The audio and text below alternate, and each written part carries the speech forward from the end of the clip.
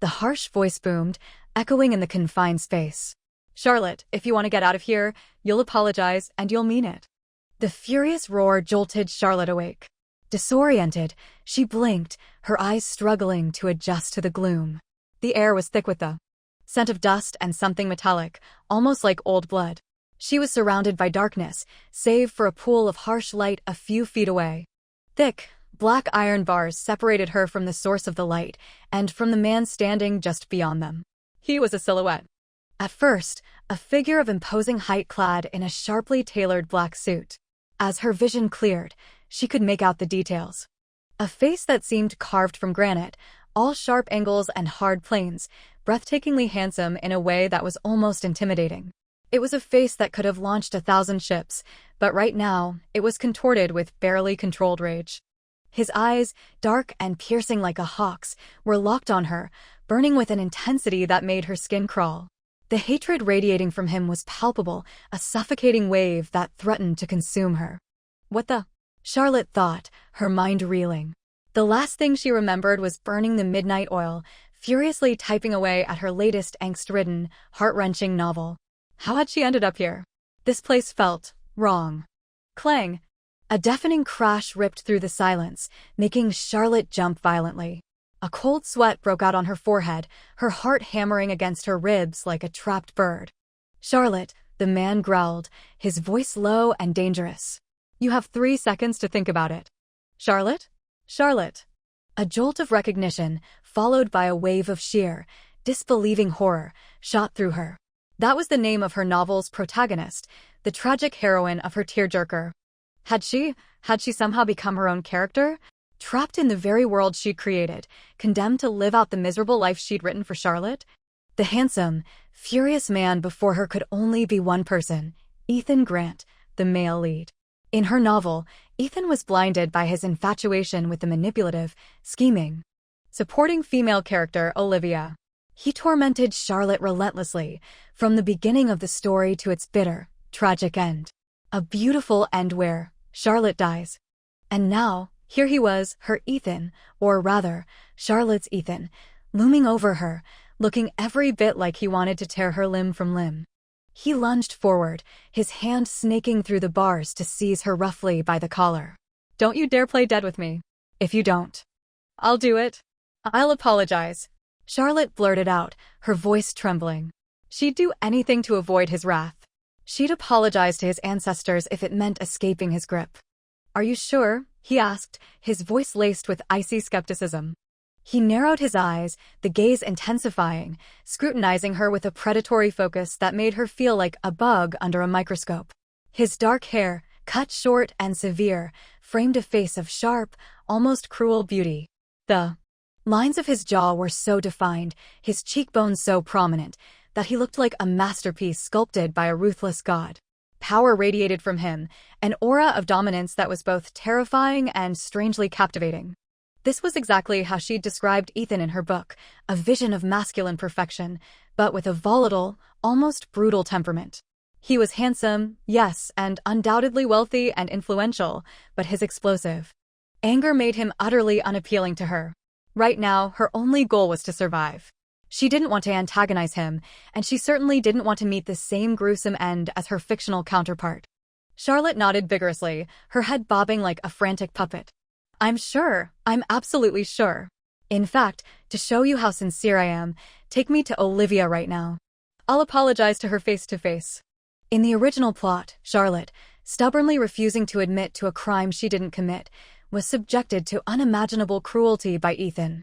He'd chained her like a dog, fed her scraps, broken her fingers one by one, and even ripped off her fingernails.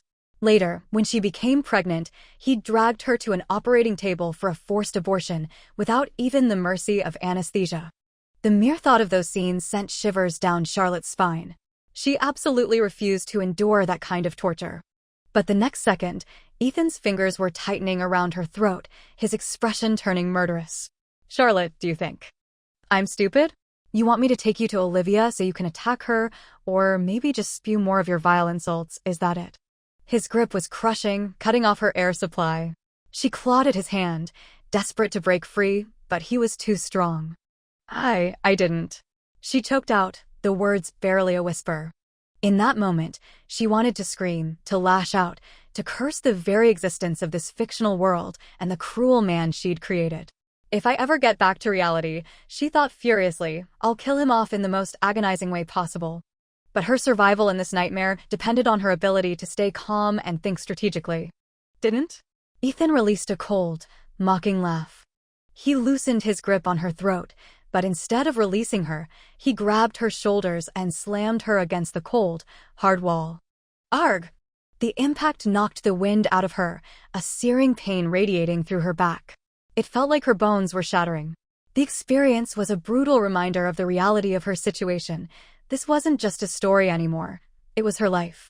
She gasped, struggling to regain her breath, her voice trembling with pain. If you don't believe me, call Olivia right now. I'll apologize to her over the phone. Is that good enough? She couldn't endure much more of this. She finally understood what it meant to have pain so intense that it made your voice shake. The despair was overwhelming. Her mind raced, desperately searching for a way out of this impossible situation. She had to survive, and not just survive. She had to escape Ethan's clutches and divorce him. And whether or not she ever returned to her real world, she was determined to get a hefty settlement. Money was power, and power meant freedom. She'd use it to live a life of luxury, surrounded by beautiful people, far away from this nightmare. But when she looked into Ethan's dark, obsidian eyes that seemed to bore into her very soul, her bravado faltered. She forced herself to speak, her voice shaking slightly. Why are you looking at me like that? I said I'd apologize, and I will. You're afraid I'll hurt her, so I'll do it over the phone. What more do you want, Ethan? If you try anything, he hissed, his voice a venomous whisper, I'll make you wish you were never born.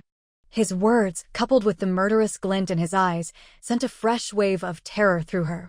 This man was truly ruthless, and she was genuinely afraid. Okay, I understand, she said quickly, nodding her head and meeting his gaze with what she hoped was a convincing expression of sincerity. I promise, I'll apologize to Olivia properly. Within seconds, he had his phone out, dialing Olivia's number. Ethan. Olivia's voice, soft and weak, drifted from the speaker. Charlotte wants to apologize for you and for what happened. Ethan said, his voice softening noticeably as he spoke to his beloved. See? Charlotte thought bitterly. The difference in his tone when speaking to his wife versus his supposed true love was stark. But before Charlotte could even utter a word, Olivia launched into her usual manipulative performance. Ethan, please don't pressure her. It's all my fault, I shouldn't have been there. I understand how Charlotte must feel. I don't blame her at all. Olivia's saccharine sweet, manipulative words made Charlotte's skin crawl. In reality, Charlotte was a straightforward, almost naive person. She was no match for a scheming woman like Olivia. She was terrified of being outmaneuvered and destroyed. But what choice did she have? To save her own skin, she had to play along. Remembering all the melodramatic soap operas she'd watched, Charlotte channeled her inner actress. No, Olivia, it's my fault, she said, her voice dripping with false remorse. I was wrong to accuse you without knowing the truth. I made you fall down the stairs, and you're already blind. I should have known better. I'm a terrible person. You're a terrible person, Ethan interjected, his eyes flashing with anger. Yes, I'm an unnecessary complication, Charlotte continued, ignoring Ethan's glare. Olivia, the real reason I'm calling is to tell you that I'm ending this marriage. I'm giving up the title of Mrs. Grant. From now on, you and he can live happily ever after. But I'm blind. Blind. Hearing Olivia say those words sent a fresh wave of panic through Charlotte. To make her heroine suffer, Charlotte had written Olivia as pretending to be blind. Later, Ethan, in his twisted sense of justice, had Charlotte's eyes forcibly removed and transplanted to Olivia. The memory of that scene, the blood, the sheer horror of it, flooded Charlotte's mind. The desperation Charlotte must have felt. Karma was a cruel mistress. Everything she'd put her fictional character through was now threatening to happen to her. You two are meant to be together, Charlotte stammered, trying to regain control of her voice. It doesn't matter that you're blind. I can donate my corneas to you. She held her breath, watching Ethan's reaction closely, terrified that he'd immediately agree and rush her to the hospital. Ethan remained silent, staring at her intently for a few long seconds before abruptly hanging up on Olivia. Charlotte knew both Ethan and Olivia were shocked by her sudden change of heart, but she had to seize the initiative. Instead of waiting for them to inflict their cruelty on her, she had to take control of the situation. "What are your conditions?" Ethan asked, his voice cold and suspicious, stepping closer. Charlotte forced a smile. "Divorce me and give me a portion of your wealth. Cash. Let's say, 100 million. Money was the key to everything. And she wasn't foolish enough to actually go through with the cornea donation." "Are you sure?" Ethan asked again, his voice heavy with disbelief. He knew that the real Charlotte would never give up so easily. She would never admit to something she hadn't done, and she would certainly never help the woman who had caused her so much pain. But Charlotte wasn't the real Charlotte. She was determined to survive. She refused to become a blind victim, whether in this fictional world or back in her own reality. She'd tasted pain, and she wouldn't allow herself to be hurt again. "Yes, I'm sure," she replied, meeting Ethan's gaze with unwavering determination. And, to ensure her plan worked, she added, "I'll donate, but you have to sign the divorce papers now and transfer the money. As for the surgery, let's say 3 days from now. If you don't trust me, you can have your people watch me every second. We'll do the surgery first. The day it's successful, don't even think about it." Charlotte snapped, cutting him off. "If I have the surgery first, I'll be blind. How will I see anything? You either sign the divorce papers and transfer the money now, or the deal's off. No divorce, no corneas." She wasn't stupid. Her sudden outburst seemed to startle Ethan. He fell silent, his gaze shifting, different from before. Fine, he finally agreed. As he drafted the agreement and presented it to her, she added one more condition. "Tomorrow, I want to see Olivia." "Charlotte, don't push your luck." Ethan's demeanor instantly changed at the mention of Olivia's name. Charlotte found it almost comical. "What's that supposed to mean, Ethan? How's wanting to see Olivia pushing my luck?" "I just want to see the person who will be using my eyes. I want to tell her, face to face, to take good care of them. How is that unreasonable?" She signed the divorce papers and shoved them back at him. "Let me see her. Unless you don't want your precious darling to see again." She turned and started to walk away. Ethan grabbed her arm, stopping her. "Fine, I'll bring her to you. But if you try anything, don't say I didn't warn you." She knew this man's temper all too well. After all, she'd created it. Once the agreement was signed, the money was transferred to Charlotte's account almost instantly. She was ecstatic. Tomorrow, she'd see Olivia, and then she'd be free to escape this nightmare. Ethan, ever cautious, had a small army of people stationed around her room, watching her every move. He was clearly afraid she'd run off with the money. Charlotte didn't care. She went straight to bed, eager for the morning to come. The next day, Olivia arrived at the villa. As soon as she saw Charlotte, Olivia asked, her voice filled with feigned gratitude, "Charlotte, are you really willing to donate your corneas to me?" Olivia sat opposite her, with Ethan standing protectively by her side, never leaving her for a moment. He gave all his tenderness to Olivia, all his rage and cruelty to Charlotte. Even though Charlotte had written Ethan as a cruel, abusive man for the sake of her story, now that she was experiencing it firsthand, she felt a surge of sympathy for the original Charlotte. "Of course," Charlotte replied. "But before I go blind, I'd like to have a private word with my dear sister." "Charlotte, what are you planning to do to Olivia?" Ethan asked, his voice laced with suspicion, his protective stance making Charlotte intensely uncomfortable. "There are so many people here, and I'm all alone. What could I possibly do to her? Besides, we're already divorced. I've given up the title of Mrs. Grant. I have no leverage, do I?" She winked suggestively at Olivia.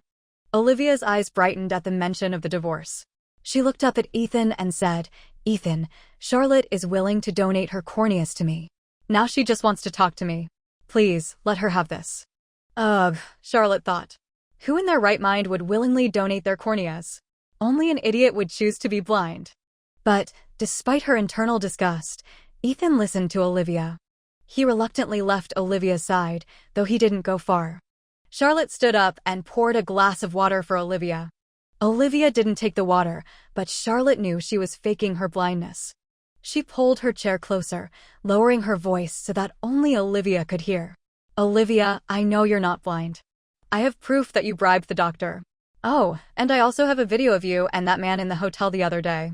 She'd written Olivia as a truly despicable character. She was already having an affair, and her initial interest in Ethan was purely for his money. Olivia's face paled, her eyes widening in shock and fear. She clearly hadn't expected this from Charlotte, who, in her eyes, was nothing more than a woman obsessed with Ethan. But Charlotte wasn't the real Charlotte. Before Olivia could say anything, Charlotte continued, "Olivia, I'm not going to donate my corneas to you. But I'm also not planning to expose you. I've signed the divorce papers. All you have to do is give me some money and help me escape on the day of the surgery. Then I'll be out of your hair forever." Ethan despised being deceived. Although Charlotte had a realistic-looking fake spider in her pocket, and she was tempted to throw it at Olivia to expose her charade, she hesitated.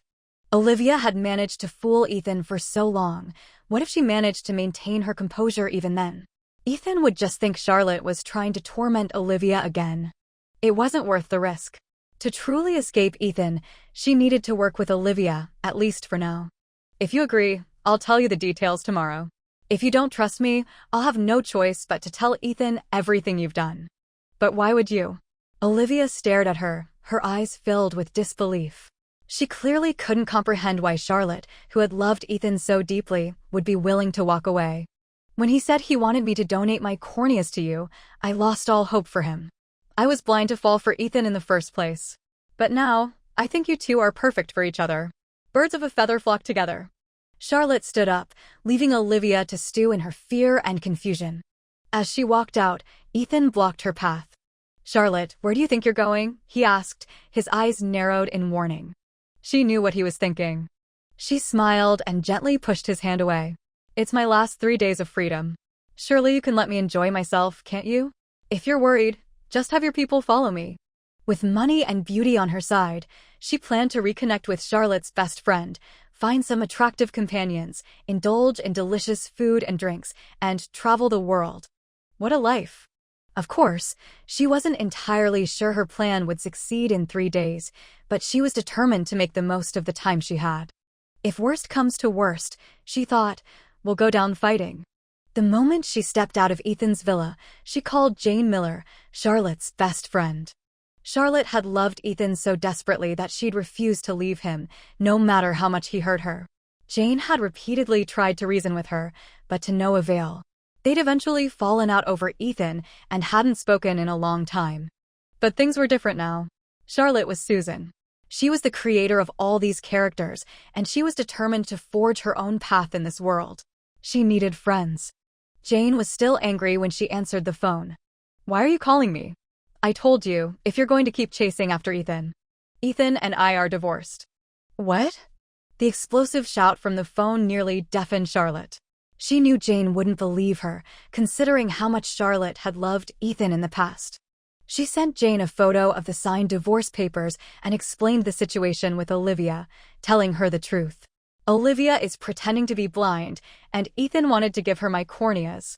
Why would I stay with a man like that? Damn, Charlotte, you finally came to your senses. Where are you? I'll come get you, and we'll go find some hot guys." Susan had always been a sucker for handsome men, and her eyes lit up at Jane's suggestion. She immediately sent her location and asked Jane to pick her up. Together, they went to the city's most exclusive entertainment club. Charlotte ordered the most expensive drinks, booked the largest private room, and spent the night flitting between the dance floor and the card tables. Being a rich woman was amazing. But their fun was cut short. They were surrounded by a group of burly, menacing-looking men. Their leering smiles made Charlotte want to vomit. She'd read about countless scenes like this in novels, but experiencing it firsthand was terrifying. Because the current plot had diverged from the original, she couldn't be sure if anyone would come to her rescue. She was just one woman, and even if she knew martial arts, she couldn't possibly take on so many men at once. Just as she was starting to panic, she felt a weight on her shoulder, and a faint, refreshing scent of mint filled her nostrils. A low, seductive voice whispered in her ear, "You're scaring my girlfriend." The voice was intoxicating. She looked up, her heart skipping a beat. Wow, his face was even more intoxicating. She finally understood what romance novels meant when they described a devilishly handsome, male lead. The man before her had a pair of alluring, mischievous eyes, and the smile playing on his lips was utterly captivating. His features, perfect like a meticulously crafted work of art.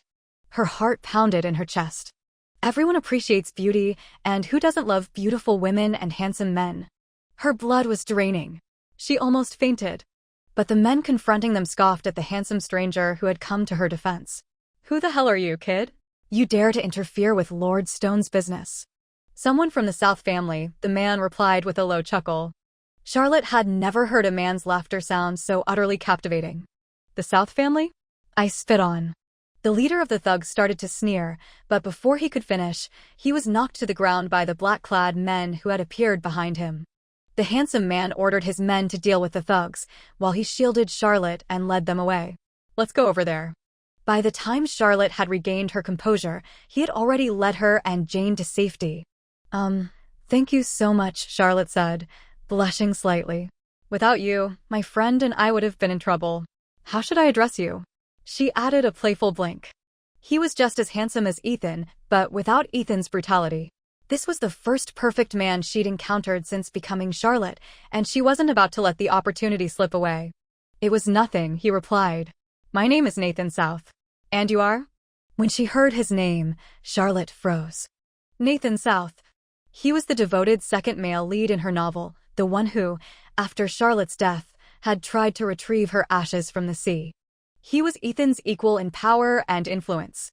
Because the ashes couldn't be recovered, Nathan, driven by his love for Charlotte, had mercilessly retaliated against Ethan, imprisoning him for 60 years and subjecting him to a life of unimaginable torment. But in the original plot, Nathan had fallen in love with Charlotte at first sight after she'd been dragged to the hospital by Ethan for the forced abortion. Charlotte's presence had altered her original storyline and its trajectory. Logically, Charlotte shouldn't have been forced to have an abortion, and therefore shouldn't have crossed paths with Nathan. Even if Nathan existed, he shouldn't have appeared before her at this moment. Had everything shifted so drastically? Charlotte was bewildered. "Miss?" Nathan's voice brought her back to the present. Even Jane was nudging her, giving her pointed looks. Charlotte understood. Jane wanted her to seize the opportunity with Nathan. While she was undeniably attracted to his appearance, she couldn't quite process everything that was happening. If her fate was now intertwined with Nathan's, what would happen next? Nathan was also from a powerful and influential family, even more so than Ethan. He might seem harmless, but he was a ruthless player in both the legal and illegal worlds, the #1 villain in her book. Compared to him, Ethan was a mere underling. In the original plot, after Nathan fell in love with Charlotte, his family had vehemently opposed their relationship. In the end, Charlotte had been captured by Ethan and met a tragic end. Driven by grief and rage, Nathan had abandoned his family and embarked on a path of relentless revenge. Charlotte didn't want to be caught in that crossfire. Therefore, she had to stay calm, and she had to distance herself from Nathan. With money, she could have any man she wanted. "My name is Susan Miller," she said, using her real name and waving goodbye. "Thank you for your help. I have to go. Maybe we'll meet again." She quickly pulled Jane away from the club. Jane couldn't understand why Charlotte had called herself Susan, nor why she'd run away from such a handsome man. Charlotte could only offer a simplified explanation. "That man is clearly not ordinary. And I just got divorced, it wouldn't be appropriate to get involved with him." "What? You're divorced now, you can't have a new romance? What are you afraid of?" Jane didn't understand her reasoning, and Charlotte didn't know how to explain it further. She sighed. "I have no interest in love right now. I just want to travel, eat, drink, and have fun. Jane, let's go together in 3 days." She told Jane about her deal with Olivia, asking her to wait for her. Jane agreed without hesitation. "If you're going, I'm going." Charlotte loved Jane's straightforward personality. Talking about travel, Jane instantly forgot about Nathan. However, neither of them knew that Nathan had followed them out of the club. He had stood behind them the entire time, only leaving after Charlotte and Jane had gotten into their car. The next 3 days were pure bliss. Charlotte no longer had to spend endless nights hunched over her computer, frantically typing to meet deadlines and earn her royalties. Nor did she have to worry about Ethan causing her trouble. Olivia had contacted her, arranging a meeting in a secluded location. Olivia was a venomous woman, and Charlotte had no intention of going to such a remote place. She bluntly told Olivia over the phone, "I won't be coming. And don't even think about killing me to silence me forever. Let me be clear. If I die, those videos and photos of you will be slowly leaked to the public. You can forget about ever having a future with Ethan." She wasn't going to waste any more time with Olivia. She hung up the phone and sent Olivia a few of the photos she'd had someone find over the past few days. Soon, Olivia's pleading messages started pouring in. "Please don't send them. I'll do everything you said the other day, I beg you." Perhaps it was because she had become Charlotte, and the experiences of those past days were so vividly imprinted in her mind, as if they had happened yesterday. Olivia's pleas didn't make Charlotte feel any sympathy for her. In fact, she wanted to see Olivia suffer even more. But she also knew that, for now, she needed Olivia. "That depends on your sincerity." She sent that single message and then turned off her phone. Ethan had never been kind to her, and when the appointed time arrived, his men grabbed her and dragged her into a car. They drove her to the hospital and hauled her straight into the operating room. Olivia had bribed the doctor, and once inside the operating room, there was no need for an actual surgery. They simply stood face to face. After a few seconds of silence, Charlotte took the initiative. "All you have to do is arrange for someone to get me out of the hospital." Ethan's attention would be entirely focused on Olivia, and Olivia had been faking her blindness for so long that pretending would be second nature to her. "Charlotte, if I do what you say, you have to keep your promise. If I find out you're just playing me..." Olivia folded her arms, her gaze imperious. See? No one was a fool. Olivia was also afraid that Charlotte would betray her. She was even scrutinizing Charlotte, clearly noticing the significant changes in her demeanor. But the current Charlotte wasn't the foolish, naive Charlotte of the past. Of course she was different. "People change," Charlotte said. "Ethan's heart isn't with me. Why should I cling to him? Besides, you're back now, aren't you? If I didn't step aside, would I just wait for you to kill me? And besides, I'm in love with money now. All you have to do is give me money." She demanded several tens of millions more from Olivia, refusing to back down until the money was transferred to her account. Those tens of millions were Olivia's last remaining savings, and Charlotte could see the pain and reluctance on her face. "You'll be Mrs. Grant as soon as I'm divorced," Charlotte said lightly. "Those tens of millions will be a drop in the bucket for you then. But if you really can't bear to part with it, then forget it." "No, I'll transfer it," Olivia said quickly, transferring the money. Satisfied with the transaction, Charlotte put away her phone. "You should lie down now. Don't let Ethan find out." Olivia gritted her teeth in anger, but in the end, she silently lay down on the operating table. Charlotte and Olivia lay in the operating room for 2 hours. During that time, Charlotte remained on high alert, terrified that she might die in the operating room without anyone knowing. 2 hours later, Olivia successfully arranged for Charlotte to be escorted out of the hospital. Olivia, fearing the repercussions of Charlotte's threats, didn't try to harm her. As soon as Charlotte returned to Jane's place, her first priority was to pack their bags and head to the airport. With hundreds of millions in her pocket and her best friend by her side, she was ready to travel the world. If it weren't for this bizarre transmigration, she would never have been able to experience this kind of fairy tale life. It was heaven. Little did I know, I'd run into Nathan at the airport. "What a coincidence, Miss Miller," Nathan said, waving his boarding pass with a smile that could melt glaciers. I returned the smile, determined not to get entangled with him. But, as fate would have it, he was on the same flight and his seat was right next to mine. How could this be so coincidental? "Perhaps I should be calling you Mrs. Grant." "Oh, no, Miss Chen, I mean," he said, leaning in, his voice a low murmur only I could hear. He'd clearly done his research. A wave of anxiety washed over me. Nathan's early appearance was throwing me off. I was worried that his personality and motives might be different from what I'd originally written. He. My surname is Chung. I just made up a name that day. I never expected Mr. South to be investigating such an insignificant person like me. Insignificant? "Miss Chung, I think you have a misunderstanding of the word insignificant," Nathan said with a light chuckle. I decided not to dwell on his meaning. After all, we'd be going our separate ways once we landed. But I hadn't anticipated Nathan's attentiveness during the flight. He was incredibly solicitous, bringing meals, water, and snacks to Jane and me like a personal waiter. His devilishly handsome face attracted several beautiful women who approached him to flirt. He politely rebuffed each one, saying, "I have a girlfriend," and subtly gesturing towards me. The women shot me envious, resentful looks. Although this was the first time in my 25 years that I'd been the object of such envy, I couldn't bring myself to enjoy it. I knew Nathan was the devoted second male lead I'd created, but he was also possessive, ruthless, and a bit of a yandere. Even though I'd written him as a loving character, he wasn't my type. Now that he'd appeared ahead of schedule, I was worried he might do something extreme. What if he went too far? I told myself to ignore him, out of sight, out of mind. But he'd already charmed Jane.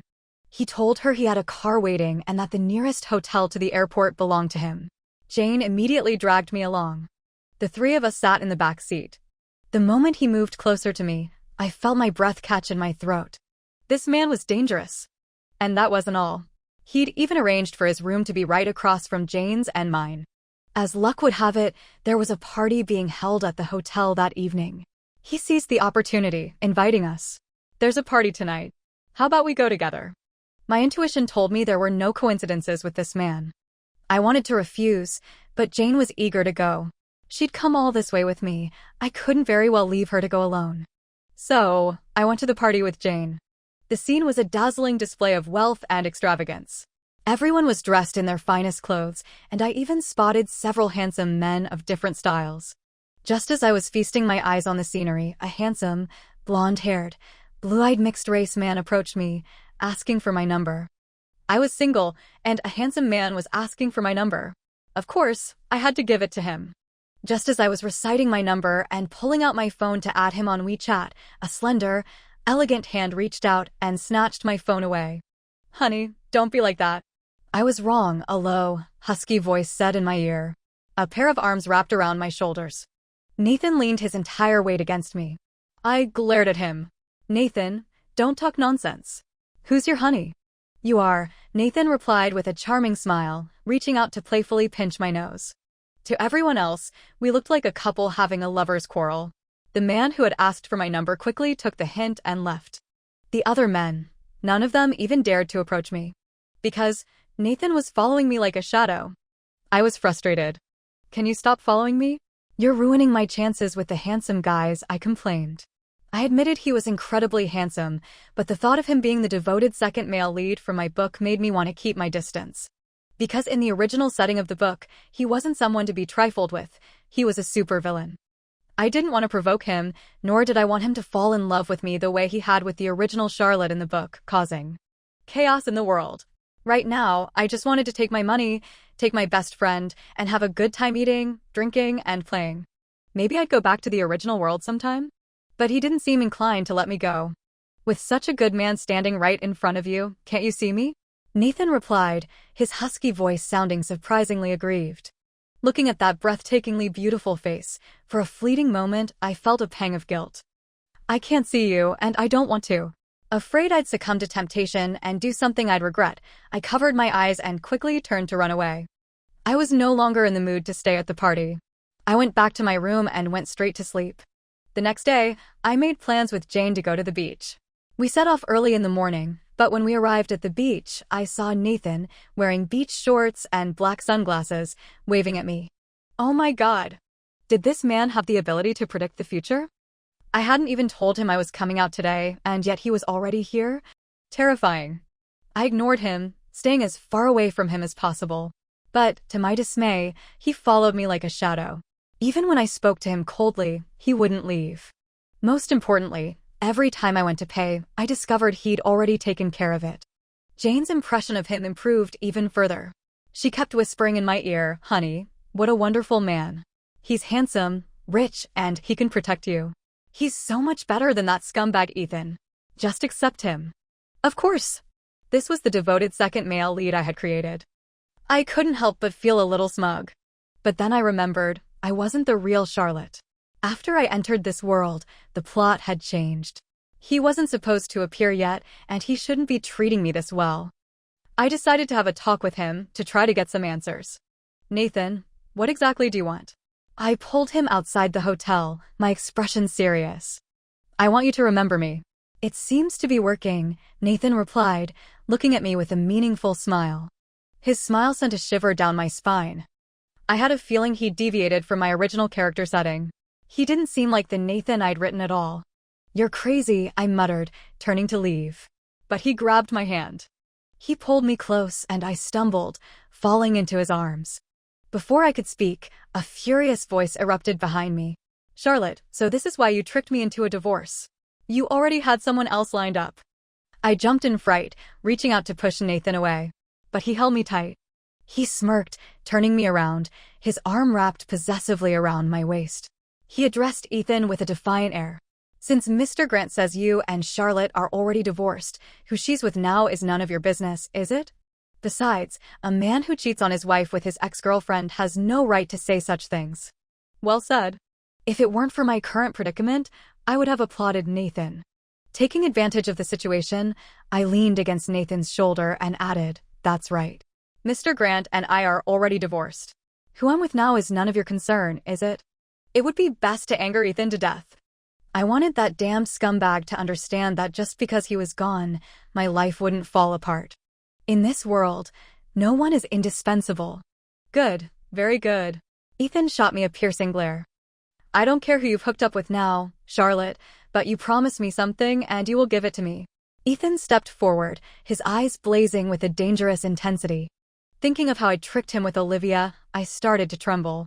He was, after all, a cruel and unpredictable man.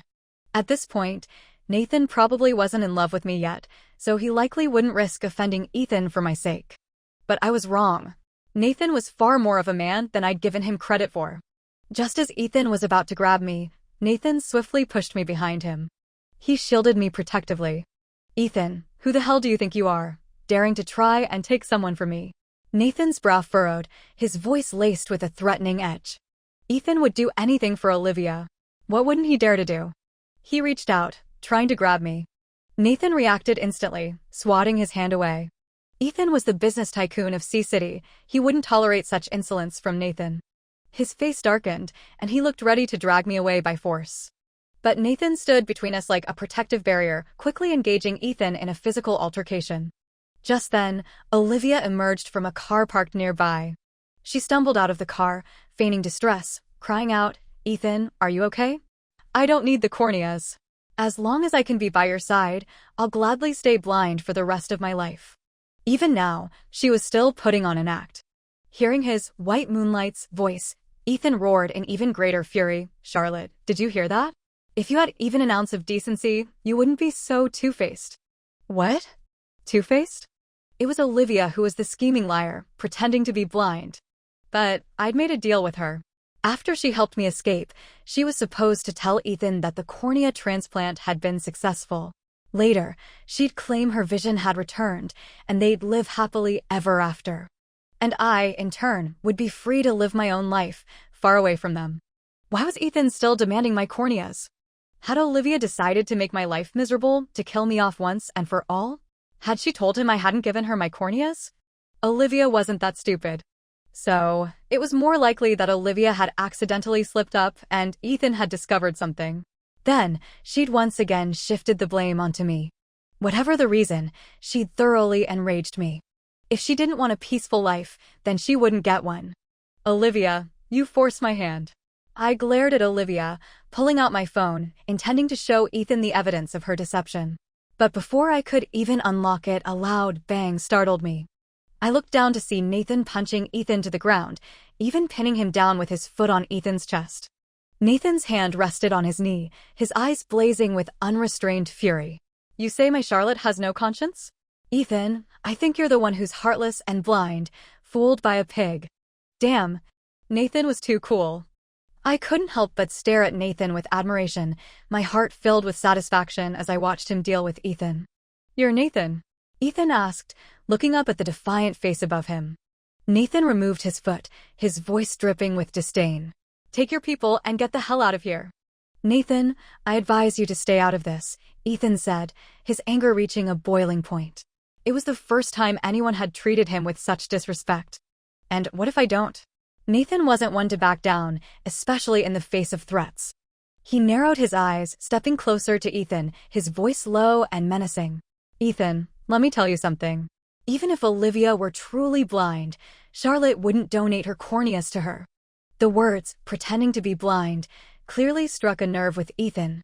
He quickly grabbed Nathan's collar, his voice tight with barely suppressed rage. Nathan? What do you mean?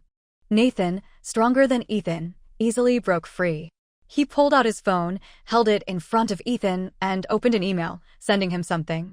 Read this and maybe you'll understand. Ethan's brow furrowed deeply as he reluctantly took out his phone and opened the file Nathan had sent. The more he read, the tighter his brow furrowed, his face clouding over with a storm of emotions. An angry CEO was like a walking freezer. Even from several feet away, I could feel the chill radiating from him. Perhaps sensing my fear, Nathan turned back, gently stroking my hair. Don't worry, I'm here. He won't be able to hurt you again. Oh my God, that voice was too soothing. My ears were about to get pregnant. Meanwhile, Ethan, I didn't know what Nathan had sent him, but I could see his brow furrowing more and more, his pupils constricting, his jawline tensing, revealing his extreme restraint. I thought he was going to lash out at me, so I quickly hid behind Nathan. But instead, he turned and strode towards Olivia, holding his phone in front of her, his voice strained with barely controlled fury. Is this true? Olivia's pupils contracted sharply, her face instantly paling. Tears welled up in her eyes, making her look pitiful and vulnerable. No one spoke. The silence stretched for almost a minute. Sensing Ethan's patience wearing thin, Olivia threw herself at him, clinging to him and sobbing, Ethan, listen to me, it's not what it looks like. I had my reasons. Olivia, you've really suffered, deceiving me for so long. Ethan laughed self-deprecatingly, his furious voice tinged with helplessness and a hint of despair. I guessed what Nathan had sent to Ethan, and I turned to give him a grateful look. I couldn't believe he'd even investigated that. I understood how angry and disappointed Ethan must be feeling. He'd practically put Olivia on a pedestal, and now, because of her, he'd become a laughingstock. Olivia knelt before Ethan, desperately trying to defend herself. Ethan pushed her away and got into his car, driving away. Ethan, because of Olivia, had all his pride and self-respect trampled underfoot today. A complex emotion welled up within me. I should have been happy, but a pang of sadness echoed in my heart. It was probably sadness for the Charlotte in the original book.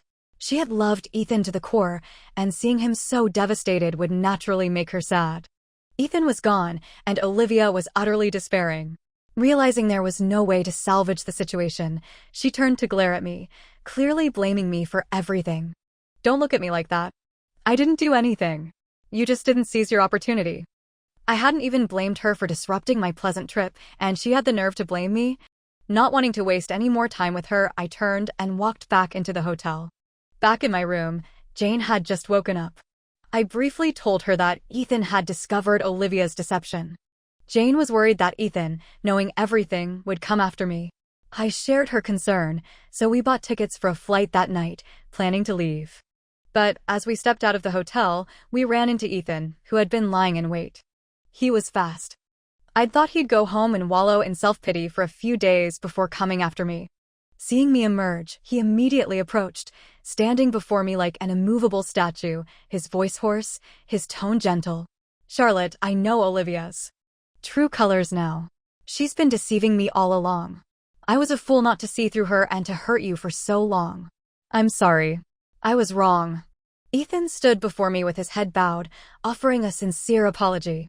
His dark eyes were filled with a deep sadness. Belated affection is worth less than dirt. Why should I forgive him just because he realized he was wrong and apologized? Besides, I wasn't Charlotte. I didn't love him. Do you think saying you were wrong makes everything right? He had no idea how much Charlotte had suffered because of him in the original plot. If I hadn't transmigrated into this book and become Charlotte, meeting Nathan early, the current Charlotte would still be enduring his cruel torment. Charlotte, please give me a chance to make up for my mistakes. I'm sorry. Giving you a chance is God's business, and I'm not God. Good dogs don't block the way. Move. I lifted my head proudly, intending to walk past him with my suitcase, but he grabbed my hand. Charlotte, I won't let you go. This damn man was just like I'd written him in my book, pathetic and annoying after learning the truth. I'm warning you, we're already divorced. If you keep grabbing me, I'll call the police. Seeing my firm stance, Jane looked surprised, but she quickly joined in, scolding him. Ethan, are you shameless? When my Charlotte loved you, you treated her like a dog. Now that she doesn't love you, you're pestering her. Let me tell you, my Charlotte doesn't care about you anymore. If you keep bothering her, Jane's words were cut short by a single glare from the scumbag. Okay, I couldn't blame Jane. She was just an ordinary person, while Ethan was an all-powerful CEO who could crush her with a flick of his finger. I was grateful that she'd stood up for me and scolded him. Ethan, we're already divorced. I tore up the divorce agreement, he replied quickly. Me? Okay, that was just like him. Tearing it up doesn't matter. I have another copy. If you don't acknowledge it, then we'll see each other in court. I tried to pull my hand away again, but he held on tight. Charlotte, please give me another chance. I really know I was wrong. I had to admit, the man had a certain charm when he lowered his head. It made you want to soften your heart. But fate didn't give me a chance to soften. Suddenly, a tall, imposing figure appeared as if from nowhere, landing a punch squarely on Ethan's face. Ethan reacted quickly this time, shifting his body to the right, dodging the incoming fist. But because of this, he let go of my hand. Ethan, Charlotte is my girlfriend now, Nathan said, his voice laced with a warning. He pushed Ethan away, taking my suitcase in one hand and holding my hand with the other, leading me away. Ethan tried to follow, but Nathan's men blocked him. Charlotte, I won't give up, Ethan shouted at my back. Suit yourself. I knew he wouldn't give up. After all, he was a character I'd created. But it was precisely because I understood him that I knew, feeling guilty towards me, he wouldn't do anything to harm me. So I could eat, drink, and play as I pleased, completely ignoring him. I could ignore Ethan, but Nathan. I was pulling my hair out. Jane and I are going to continue our trip. I actually wanted to tell him that if he wanted to join us, he could just tell me directly, instead of following us and pretending it was a coincidence.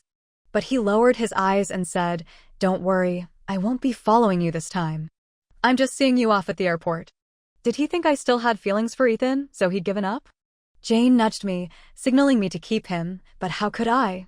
I wanted to get rid of him more than anything. No one spoke on the way to the airport.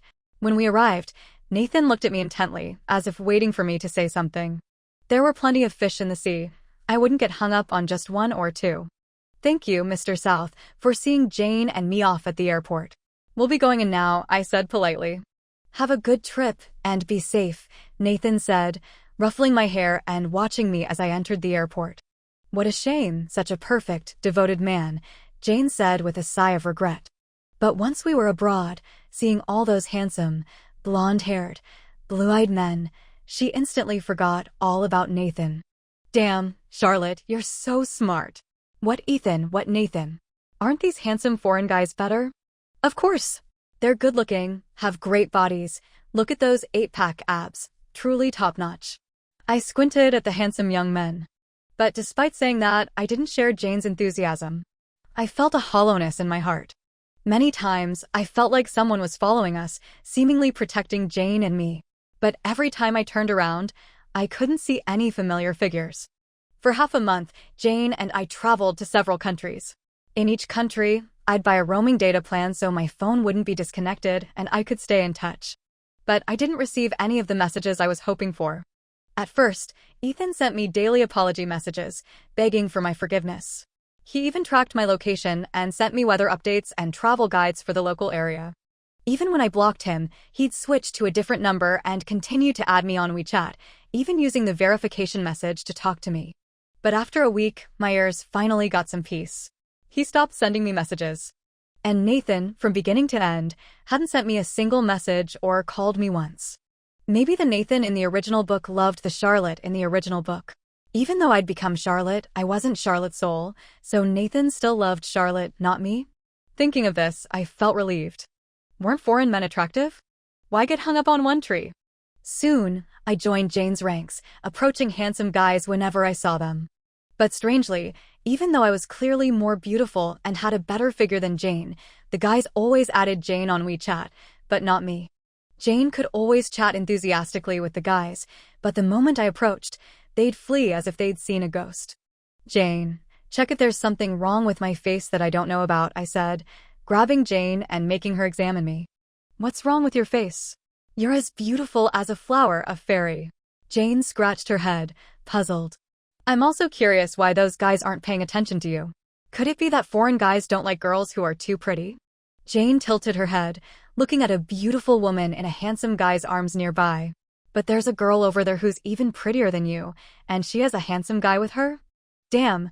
Jane, you're such a good friend.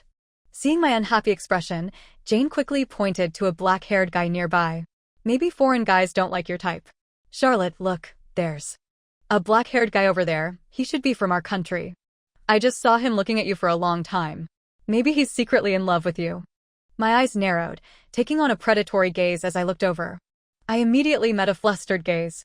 If I succeed, I'll treat you to a big meal tonight. I patted Jane's hand, excitedly walking over. If I'd known the guy's name, I would have already picked out names for our future children. The guy was wearing a white shirt, light blue jeans, and sneakers. He had a handsome, well-defined physique, his face like something out of a manga, looking both sunny and a bit aloof. Oh my god, he was practically tailor-made for me. After being single for 25 years, my spring was finally here. I swayed my hips, taking small steps forward. Hi, handsome. But the moment I spoke, the guy's expression changed abruptly. He said, please leave me alone, sister-in-law, and then turned and ran away as fast as his legs could carry him. Damn, was I a ghost or something? Wait a minute. What did he just say? Please leave me alone, sister-in-law? I carefully analyzed those words and suddenly understood why I'd been rejected by every handsome guy I'd approached. Ethan, were you trying to cut off all my options, forcing me to go back and reconcile with you? Huh, dream on. I wouldn't do what you wanted. I thought, since Ethan was using this tactic to pressure me, I wouldn't go back. Jane and I had originally planned to play for half a month and then return home. But out of spite, I took Jane and played for a whole month before returning. But no matter which country I went to, no matter where I went to play, even in bars, those men avoided me like the plague. Eventually, it got to the point where, wherever I was, there were no men within a 500-meter radius. Jane, in this situation, if I made a move on an elementary school student, it wouldn't be illegal, right? I said helplessly. Ha ha ha ha ha. Charlotte, you're doomed. Jane, that ungrateful wretch, didn't help me think of a solution. She actually laughed at me. I'm done playing. Let's go home. I waved my hand, immediately buying tickets for a flight home the next day. After a month, Jane and I were tired of playing. The outside world was great, but I missed the hot pot, barbecue, stinky tofu, and grilled pork kidney from home. I thought the first thing I'd do when I got back was to go find that scumbag Ethan, finalize the divorce, teach him a lesson, and then happily go find a handsome young man to eat hot pot and barbecue with. But I hadn't expected to hear the news of Grant Corporation's bankruptcy as soon as I got off the plane. 3 days ago, Grant Corporation had declared bankruptcy, and the CEO of Grant Group had vanished like he'd evaporated into thin air. No one knew where he'd gone. I took out my phone and switched to my domestic SIM card. Before I could even search for news about Grant Corporation's bankruptcy, I saw the missed calls and text messages popping up. Many were from Olivia, cursing me, apologizing, begging for forgiveness, and finally, asking me to persuade Nathan to stop and let Ethan go. So, Nathan was behind Grant Corporation's bankruptcy? I wasn't entirely surprised. That was how the original plot went. Nathan used the South family's power to suppress the Grant family, driving Ethan to a dead end. However, that was supposed to happen a year later, but because of my transmigration, it had happened earlier. The last message was from Ethan. It said, Charlotte, I don't regret meeting you. My only regret is that I didn't fall in love with you sooner. If there's a next life, will you give me a chance? Reading the message, I felt a pang of pain in my heart, my hands and feet turning cold. I still remembered the original plot. After Charlotte's death, Nathan, consumed by rage, had crushed Grant Corporation, leaving Ethan's family destitute. Then, he'd imprisoned Ethan, subjecting him to the same methods of torture Ethan had used on Charlotte, making his life a living hell. I knew I shouldn't sympathize with Ethan, but the thought of him suffering that fate made my heart ache. Charlotte, what's wrong? You don't still have feelings for Ethan, do you? Jane looked at me with concern, seeing my pale face. I don't know. Jane, I know Ethan did a lot of wrong things, and he hurt me because of misunderstandings. But when I think of his ultimate fate, I feel so sad. After all, he was the person Charlotte loved most. Charlotte only loved Ethan. I wasn't Charlotte. I certainly didn't love Ethan. But now that I'd become the Charlotte in the book, I couldn't help but feel sad for her. I didn't know how to describe my feelings, and I couldn't tell Jane that I was the author of this book, that Ethan was a character I'd created, and that his sins and his fate were all my doing. I turned to hug Jane, but as I turned, I suddenly saw a tall, straight figure not far away. Nathan stood by the roadside, holding a bouquet of roses, his beautiful peach blossom eyes fixed on me.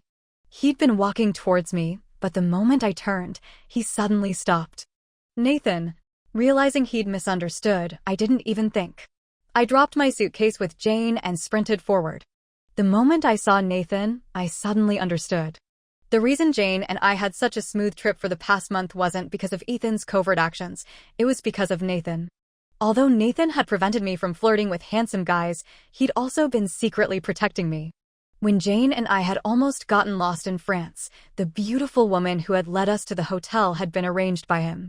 In Nepal, when we'd encountered a robbery, the kind person who had taken the robber to the police station was one of his people.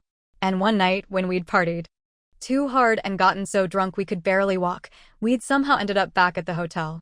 The next day, I joked that I thought I'd seen Nathan, insisting he'd been the one to bring me back. I remembered Jane laughing at me for dreaming, insisting it had been the hotel staff. Now that I thought about it, the many times I'd said I thought I'd seen Nathan weren't hallucinations, they were real. For the past month, while he'd been doing everything in his power to suppress Ethan, he'd also been sending people to secretly protect Jane and me. He'd even taken multiple flights lasting over 10 hours just to see me for a moment, then flown back another 10+ hours to handle his work. He'd waited a month, finally waiting for me to return. He'd happily come to the airport with flowers to pick me up, only to hear me say that I only loved Ethan. Nathan, wait for me. I dropped my suitcase with Jane and ran forward as fast as I could. I was terrified that if I didn't catch up to Nathan this time, I'd never see him again. I ran too fast and too urgently, not hearing Jane's shout from behind, "Charlotte, be careful." A sharp knife stabbed into my abdomen. My entire body froze as if I'd been struck by an acupuncture needle. I stood still for a moment, then clutched my abdomen and collapsed to the ground. The attacker's movements were so fast, I didn't even have time to react. I, who was so afraid of pain, felt nothing at all at that moment.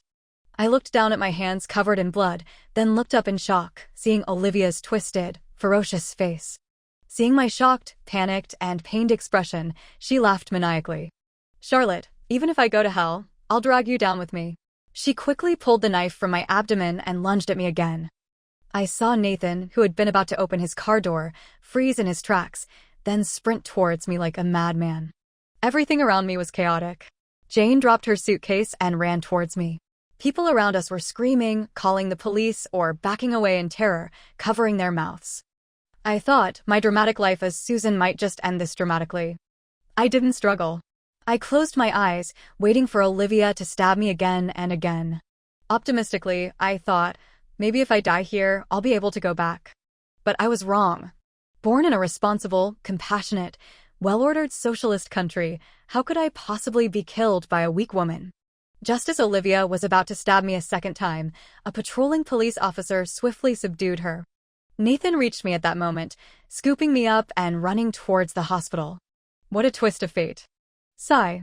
A week later, lying in a hospital bed, I looked at the young Master Nathan, who was stirring a bowl of plain congee beside my bed, and pleaded pitifully, "Can't I eat something with flavor? Braised pork, grilled fish, roast chicken." Nathan didn't speak, just scooped up some congee and brought it to my mouth. I poutedly, reluctantly opening my mouth and eating it. There was no choice. If I didn't eat, I'd starve. Of course, what bothered me wasn't what I was eating, but the handsome young Master Nathan. Although he'd been incredibly attentive and caring this past week, ever since I'd woken up from surgery a week ago, he hadn't said a single word to me. No matter what I said, he wouldn't respond. He'd come every time it was time to eat, and he'd stay by my bedside at night while I slept, but he wouldn't talk to me. He was apparently still angry about what I'd said at the airport. When I wrote the book, I hadn't made Nathan a petty, jealous man. Why was his personality so different when it came to me? It seemed I had to use Jane's ultimate move. After he'd fed me half a bowl of congee, I pursed my lips and stopped eating. Seeing his unhappy frown, I took a deep breath, propped myself up with one hand, and leaned in, pressing my lips against his. 25-year-old, never been kissed Susan had just given away her first kiss. The taste of my first kiss was of plain rice congee. And a bit sweet. My action stunned Nathan. His pale face flushed crimson, and his peach blossom eyes sparkled. I took the opportunity to grab his hand, gently coaxing him. Don't be angry anymore, okay? What I said at the airport wasn't true. I was talking about the old Charlotte. The old Charlotte is dead, and her love for Ethan is dead too. So, Nathan pretended to be calm, finally speaking the first words he'd said to me in a week. Seeing his ears turn red, I knew the move had worked. I smiled. So now, Charlotte loves Nathan the most, and will only love Nathan in the future. And I am Charlotte. Forever Charlotte. Finish this bowl of congee. After the doctor's rounds, I'll ask him if you can eat something else, Nathan said, continuing to feed me congee, a faint smile playing on his lips. Okay. I obediently opened my mouth, and suddenly, the plain congee in front of me tasted incredibly delicious.